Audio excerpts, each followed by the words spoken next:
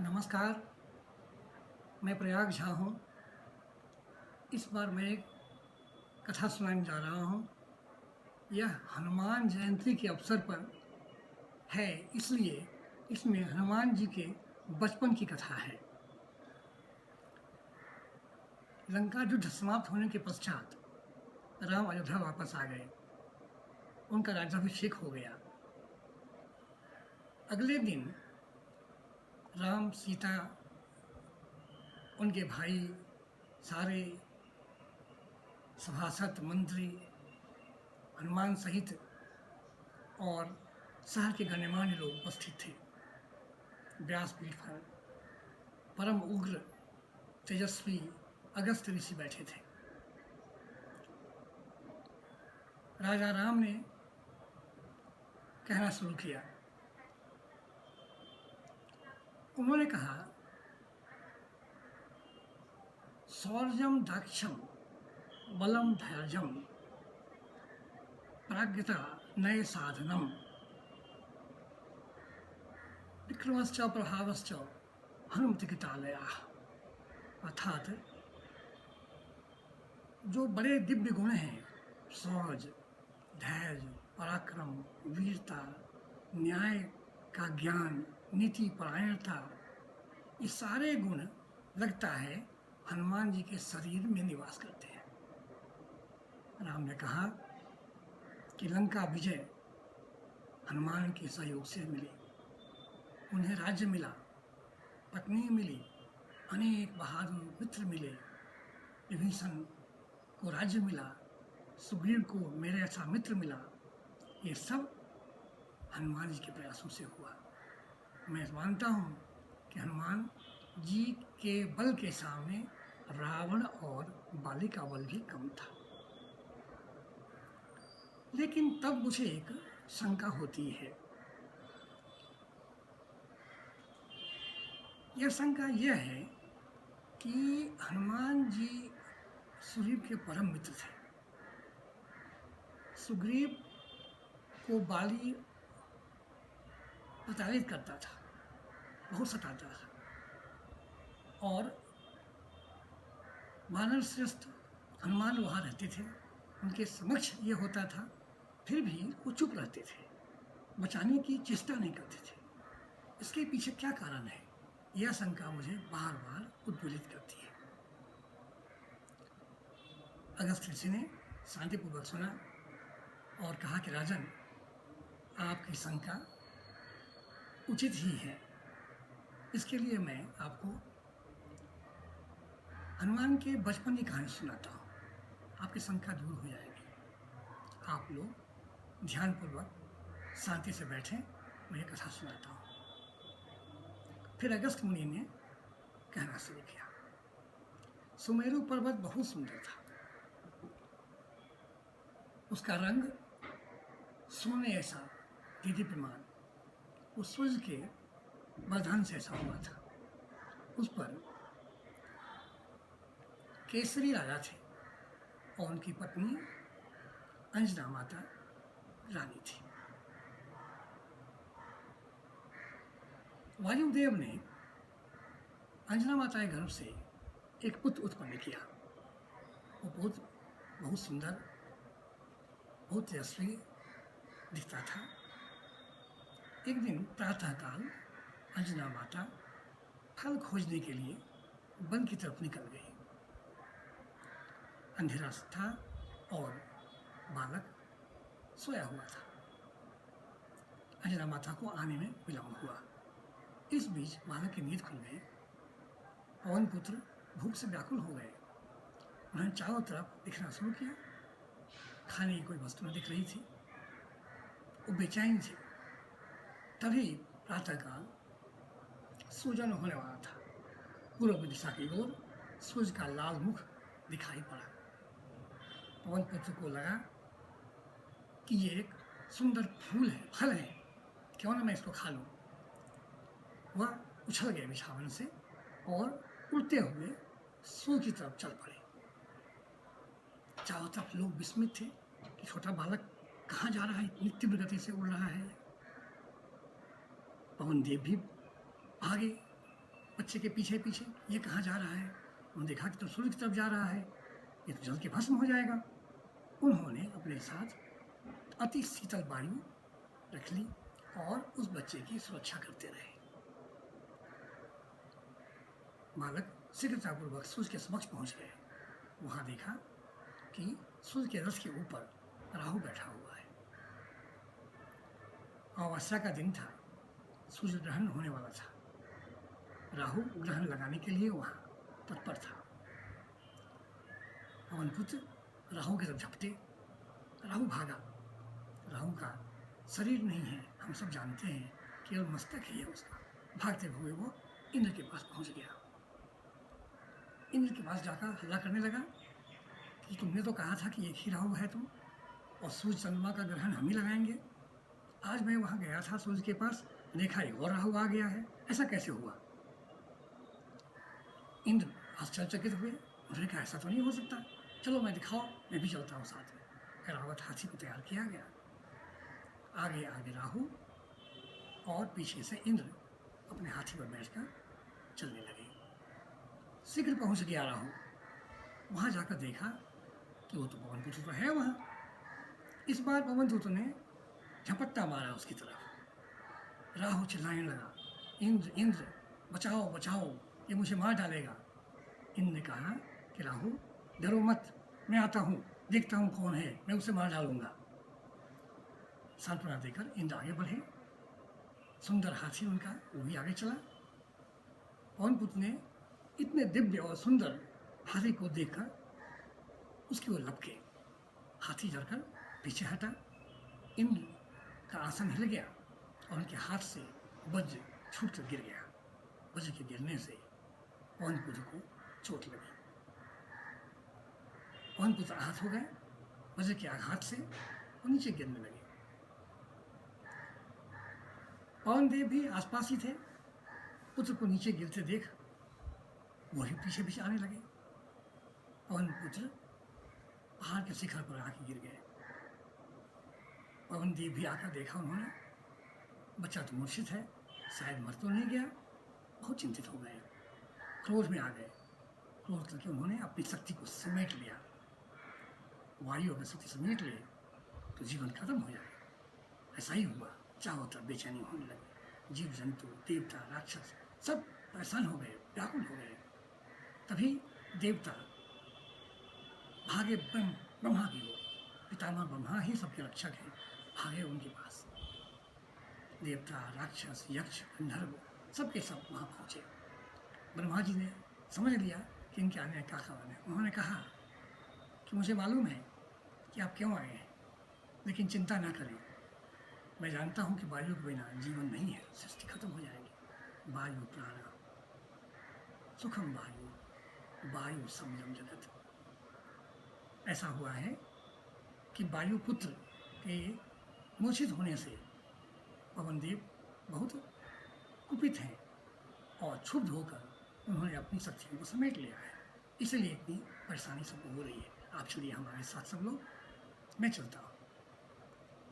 ब्रह्मा जी के साथ सारे देवता उस पर्वत शिखर पहुँचे जहाँ पवनदेव अपने पुत्र को लेकर सोमग्न थे। ब्रह्मा जी को देखकर वायु देवता बहुत प्रसन्न हुए, खड़े हो गए। उन्होंने परिक्रमा की और पाँव छुआ। ब्रह्मा जी ने उन्हें उठाकर गले से लगाया। फिर कहा तुम्हारा बच्चा कहाँ है? पवन देव ने बच्चे को उठाकर ब्रह्मा जी के सामने रखा। ब्रह्मा जी ने उस बच्चे को अपने हाथों से आपाद मस्तक स्पर्श किया। ब्रह्मा जी का स्पर्श पाते ही बच्चा जीवित हो उठा और अब प्रसन्नता की प्रसन्न होकर अपने पिता की ओर देखने लगा। पवन देव भी प्रसन्न हो गए। उनको प्रसन्न देखकर ब्रह्मा जी ने कहा, पवन देव अब आप शीघ्रतापूर्वक अपनी शक्ति को बाहर छोड़ें, जीव जंतु मर जाएंगे। पवन देव ने शक्ति को छोड़ दिया। चारों तरफ हवा का संचार होने लगा। देवताओं के साथ साथ और पशु पक्षी सारे प्रसन्नचित्त हो गए। उसके बाद पितामह ब्रह्मा ने देवताओं की ओर देखकर कहा, हे देवता, इस छोटा बालक जिसको आप देख रहे हैं, इसका जन्म ही हुआ है आपके काम करने के लिए। आपके अनेक उद्देश्य इस बालक के माध्यम से सफल होंगे। अनेक उद्देश्य पूरे होंगे। इसलिए आपसे आग्रह है कि आप सब अपना अपना वरदान देने इस बच्चे को। सबसे पहले इंद्र आए, उनके वज्र से ही बच्चा घायल हुआ था, इसलिए सबसे पहले आकर उन्होंने कहा इस बच्चे को मेरे वज्र की चोट से उसके हनु में हड्डी टूटी है, बाईं ओर की हड्डी को हनु कहते हैं। इस हड्डी के टूटने से बालक मूर्छित हो गया था। मैं वरदान देता हूँ कि यह बालक आज के बाद हनुमान नाम से जाना जाएगा, इसी नाम से प्रख्यात होगा।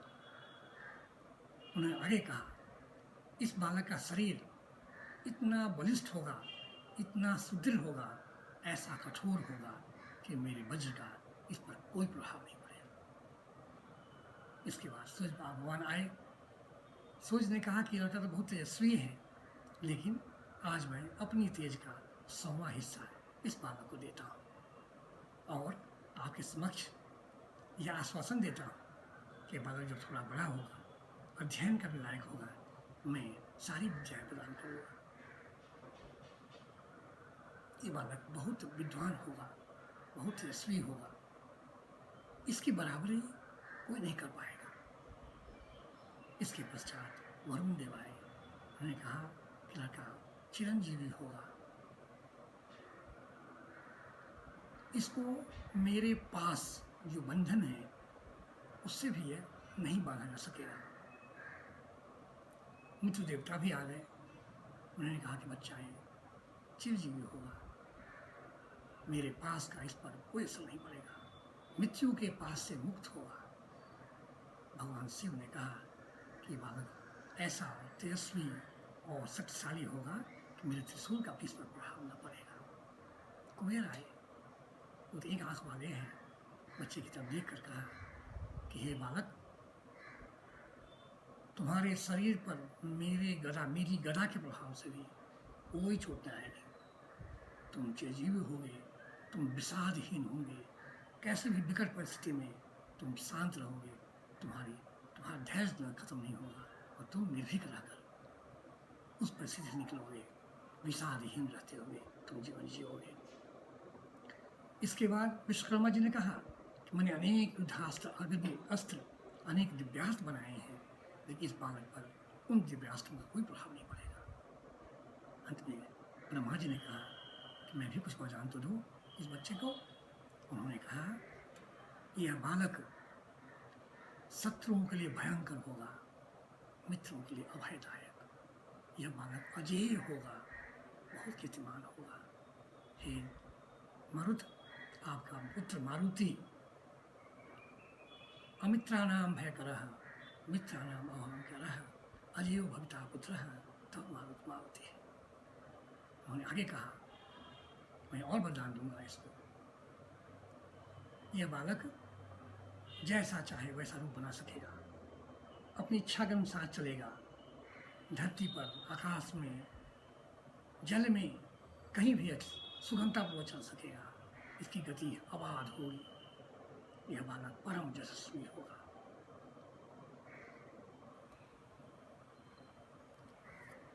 काम रूप कामचारी कामगः प्लवतांबरः भवति अव्याहत गति कीर्तिमानश्च भविष्यति। यह वरदान, इससे बड़ा वरदान और हो क्या सकता था। तो ब्रह्मा जी ने स्वयं ने वरदान दे दिए। पवन देव प्रसन्न हो गए। उन्होंने प्रसन्नतापूर्वक सभी देवताओं को धन्यवाद किया। ब्रह्मा जी ने भी उनसे आज्ञा लेकर देवताओं के साथ अपने अपने स्थान चले गए। पवन देव प्रसन्न थे, उन्हें शीघ्रता थी बच्चे को लेकर उसकी माता के पास पहुंचना और उन्हें संवाद देना। पवन देव ने हनुमान को गोद में उठाया और शीघ्रतापूर्वक सुमेरु पर्वत चले गए, जहाँ अंजनी माता अपने पुत्र के लिए बेचैनी से इंतजार कर रही थी। उनके हाथों में पुत्र को समर्पित कर पवन देव ने सारी कथा सुना दी। उन्हें बता दिया कि उनका बालक कितना महान होगा, कैसे ब्रह्मा सहित सारे देवताओं ने क्या क्या वरदान दिए हैं। उस बालक की प्रतिष्ठा, उसका गौरव, उसकी तेजस्विता, उसका पराक्रम का कोई मुकाबला नहीं होगा। माता ये सब सुन बहुत प्रसन्न हो गई। कौन माता प्रसन्न नहीं होती जिसका नवजात पुत्र इतना तेजस्वी होने वाला है, जिसको देवताओं ने वरदान दिया हुआ है। ऐसी माता प्रसन्न कैसे नहीं होती, बहुत प्रसन्न हो गई। उन्होंने केसरी नंदन केसरी जी को ये सारी बातें बताई। दोनों माता पिता बच्चे के कारण हनुमान के साथ प्रसन्नतापूर्वक रहने लगे। हनुमान का विकास तेजी से होने लगा। इतने वरदान पाने के बाद उनका इतने अलंकृत होने से उनका शरीर जल्दी विकसित होने लगा। बचपन की नटखटता उनमें थी, चपलता थी उनमें। वन में जहाँ वहाँ घूमते रहते, कभी कभी ऋषि मुनियों को कष्ट दे देते, अनिच्छापूर्वक या सहजता से ही ऋषि मुनि को कुछ कष्ट हुआ था कभी कभी उनसे। लेकिन अधिकांश ऋषि मुनि जानते थे कि बालक अलौकिक है, साधारण बच्चा नहीं है, इसलिए कभी भी कोई असुविधा भी होती तो उसको वो बुरा नहीं मानते। लेकिन भृगु और अंगिरा के जो वंशज थे वो अपने पूर्वजों की तरह क्रोधी थे। जब हनुमान ने उन्हें कभी कभी पीड़ा पहुंचाई तो वे क्रोधी हो गए, क्रुद्ध हो गए। उन्होंने कहा, वानर श्रेष्ठ, हे कपिश्रेष्ठ, तुम वरदान के कारण उच्छृंखल हो गए हो और हम लोगों को तुम असुविधा दे रहे हो, हम तुम्हें श्राप देंगे। ऐसा करके उन्होंने श्राप दे दिया कि वानर श्रेष्ठ, हमारे श्राप के प्रभाव से तुम मोहित हो जाओगे, तुम भूल जाओगे उनके देवताओं ने तुम्हें क्या क्या वरदान दिए हैं। तुम्हें उस बात की स्मृति तब होगी जब कोई तुम्हें इसका स्मरण कराएगा, तभी तुम्हें मालूम पड़ेगा तुम्हें ये सब वरदान मिला हुआ है, तुम्हारी शक्ति कितनी है। ऐसा सुनते ही हनुमान शांत हो गए, मृदु हो गए, चंचलता की कम हो गई। उन्हीं दिनों किष्किंधा पर्वत पर ऋक्ष राजा नाम के राजा थे। उनके दो पुत्र थे, बाली और सुग्रीव। बाली युवराज था और सुग्रीव राजकुमार। दोनों में अतिशय प्रेम था। थोड़े समय के बाद राजा की मृत्यु हो गई। ऋक्ष राजा स्वर्गवासी हो गए। मंत्रियों ने बाली को राज तिलक दे दिया और सुग्रीव युवराज हो गए। कुछ समय बीतने के पश्चात दोनों भाइयों में प्रेम कम हो गया। बाली बहुत शक्तिशाली था, वो यदा कदा प्रताड़ित करता था सुग्रीव को। कभी कभी वो इतना प्रताड़ित करता था कि सुग्रीव घर छोड़कर भाग गए। हनुमान उनके परम मित्र थे। सुग्रीव और हनुमान अपने अन्य मित्रों के साथ किष्किंधा छोड़कर ऋष्यमुख पर्वत चले गए। ऋष्यमुख पर्वत पर किसी ऋषि ने यह श्राप दिया था कि बाली जैसे ही उस पर्वत पर पाँव रखेगा वो जलकर भस्म हो जाएगा, वो मर जाएगा। इसी बाली ऋषिमुख पर्वत पर नहीं आता था। तो ये जानते हुए सुग्रीव और हनुमान वहीं रहते थे, वहीं उनकी भेंट राम से हुई थी। तो आगे जाकर कहानी मालूम है। इसी श्राप के प्रभाव से हनुमान अपनी शक्ति भूल गए थे। सुग्रीव को ही मालूम था कि उनको बहुत शक्ति है, लेकिन वो ही मोहित रहते थे। आपको ज्ञात है कि संपाति कितना बड़ा पर्वतकाय था, गिद्ध। जब सीता की खोज करने में सभी बानर असफल हो गए तो उन्होंने संपाति को कहा कि गिद्धश्रेष्ठ, आपकी दृष्टि तो बहुत दूर तक जाती है, आप बताएं कि जनक नंदिनी सीता कहाँ है। संपाति ने कहा कि बानर श्रेष्ठ, तुम मुझे उठाकर पहाड़ के ऊपर रखो, ऊंचाई पर रखो, क्योंकि मैं उड़ नहीं सकता अभी। हनुमान जी ने उन्हें उठाकर ऊपर रखा, पर्वत के ऊपर रखा। चोटी पर जाने पर आते ही बैठकर गिरिराज ने चारों तरफ नजर दौड़ाई। अपनी दृष्टि से उन्होंने देखा कि बहुत दूर दूसरे प्रदेश में, दूसरे देश में एक वाटिका में सीता बहुत खिन्न मन से बैठी हुई है। उन्होंने कहा, संपाति ने कहा, हनुमान तुम्हें जाना पड़ेगा, अगर सीता की खोज करनी है तो सीता तो वहाँ बैठी है, रावण के कब्जे में है, वहाँ जाओ। ऐसा होने पश्चात सभी बादल में, सेनाओं में, सभी लोगों में चिंता हो गई कि आपको वहाँ जाएं कैसे, समुद्र लांघ कर। ऋक्षराज जामवंत ने कहा कि हनुमान तुम कैसे भूले हुए हो, तुमको याद नहीं कि ब्रह्मा जी तुम्हें क्या क्या आशीर्वाद दिया होगा, क्या क्या वरदान दिया है। तुम तो कामचारी हो, काम लोग हो, तुम हवा में, जल में, समुद्र में चारों तरफ चल सकते हो, तैर सकते हो। तुम्हें तो केवल सोचना है। तुम एक बार छलांग लगाओ, तुम वहाँ श्रीलंका पहुँच जाओगे। फिर तुम वहाँ सीता का पता लगाओ, पता लेकर आओ। तुम्हारे अलावा ये काम कोई नहीं कर सकता है। तुम याद करो अपनी पुरानी बातों को, स्मरण करो अपने वरदान को। सारे वरदान तुमको भगवान ने दिए हुए हैं, ब्रह्मा ने दिए हुए, पितामह ने दिए हुए हैं। उसे स्मरण करके तुम शीघ्र से जाओ, फिर आओ। फिर हनुमान वहीं से छलांग लगाकर लंका पहुंच गए थे। ये सब कथा मालूम है आपको। राजा राम का जो प्रश्न था, जो शंका थी, उसका निवारण हो गया था। अगस्त ऋषि ने उसका कारण बता दिया था। लेकिन हनुमान जी का व्यक्तित्व ऐसा विशाल था और इन पर इतने वरदान दिए गए थे, यह बात सुनकर राजसभा में बैठे सारे लोग दंग रह गए, विस्मित रह गए। विस्फारित नेत्रों से सब लोग हनुमान की तरफ देखने लगे। हनुमान का सम्मान बढ़ गया। राम को भी हनुमान के संग आदर बढ़ गया। अब हनुमान का एक अलग स्थान बन गया। तो अगस्त जी ने कहा कि आप ये बात समझ लीजिए कि विद्वता में हनुमान बृहस्पति के बराबर है। उनकी वाक पटुता ऐसी है जो संसार में किसी के पास नहीं है। उनका ज्ञान ऐसा है, प्राज्ञता ऐसी है जो किसी से समान नहीं है। और राम के राज्य में रहते हुए उनके सानिध्य में इनका सम्मान ब्रह्मा जी के सम्मान के साथ के समान हो जाएगा। दीप्यमान, सदा उज्ज्वल। ये कहने में मुझे कोई हिचक नहीं हो रही है कि देवी देवता मनुष्य रूप धारण करते हैं, लेकिन उन्हें शरीर छोड़ना पड़ता है। एक समय आकर शरीर छोड़ना पड़ता है। उद्देश्य पूरा होने पर उन्हें शरीर त्याग कर जाना पड़ता है अपने देवलोक में। लेकिन हनुमान ऐसे हैं जिनको अजर अमर का वरदान मिला हुआ है, अजेय हैं, परम पराक्रमी हैं। उनको ब्रह्मा का आशीर्वाद मिला हुआ है, मृत्युदेव का आशीर्वाद मिला हुआ है। उसके कारण वह जीवित है, वो आज भी जीवित है। इसलिए हनुमान सारे भक्तों के लिए अभयकारी है। उन्हें हम याद करें, उन्हें नमस्कार करें।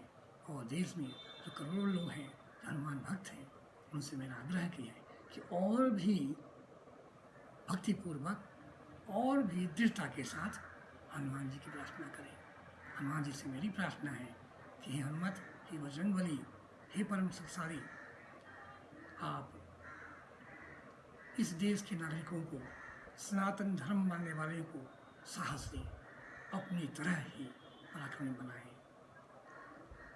इस पुण्य भारत भूमि को ये लोग पुनः गौरवशाली बनाएंगे और ये हमारा देश भारतवर्ष पुनः संसार में सबसे आगे होगा, सबसे समृद्ध, सबसे प्रभावशाली देश होगा।